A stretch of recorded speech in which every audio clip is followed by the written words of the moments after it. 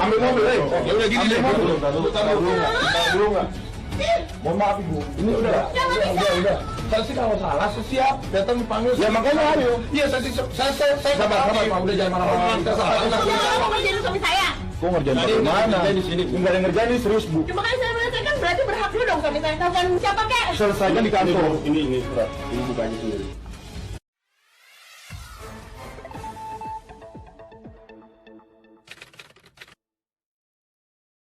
Dari yang biasa dulu, baju lah mungkin ya. Baju Hermes. Hermes berapa sih? Udah ngeri. 40-an lah. 10 juta. Iya. KW-nya aja udah 5 juta gimana sih? Apalagi Anting.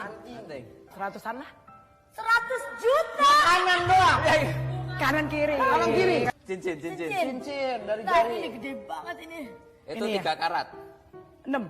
Karat itu berapa sih mas? Aku kagak ngerti lagi gitu-gituan. Aku masih taunya gram. Belum tahu Nggak ada yang karat. karat-karat ya? Iya.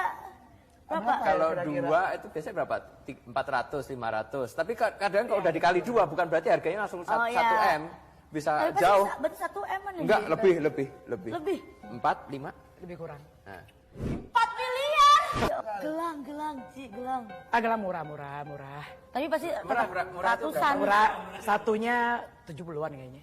Sabar pemirsa. Jam tangan apa dulu? Jam tangannya itu ya Allah. Ya Apaan Allah. sih? Ini patek Kulit buaya. Iya, patek. Ya Allah. Patek. Patek Philip ini. Berapa Ci? Tawa aja lu ya. Berapa tuh patek emang? Berapa? 3,5. Enggak lah, 2 eman ya. Ini ya, di tangan kirinya doang tuh 6 miliar.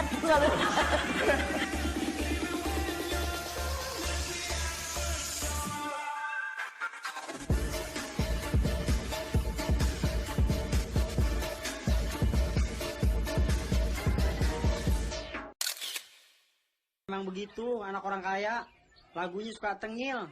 Ya duit bapaknya halal aja. Geger malam ini ditemukan 1000 ton emas batangan di Biak dan Cukai. Jadi emas ini rencana mau diekspor. Tapi di dalam cukainya, yaitu emas itu masih mentah. Padahal emas ini sudah menjadi emas batangan, sudah diolah.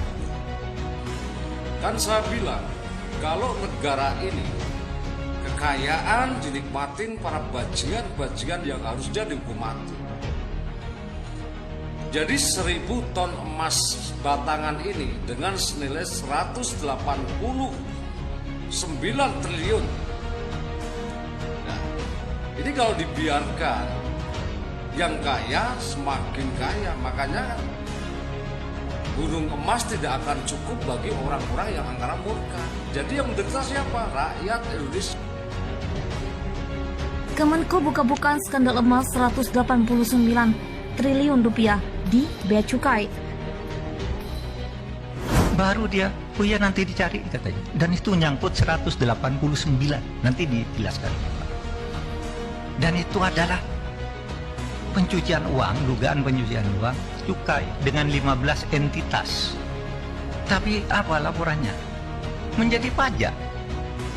Sehingga kita diteliti, oh iya ini perusahaannya banyak, hartanya banyak, pajaknya kurang, padahal ini cukai laporannya. Apa itu? Emas.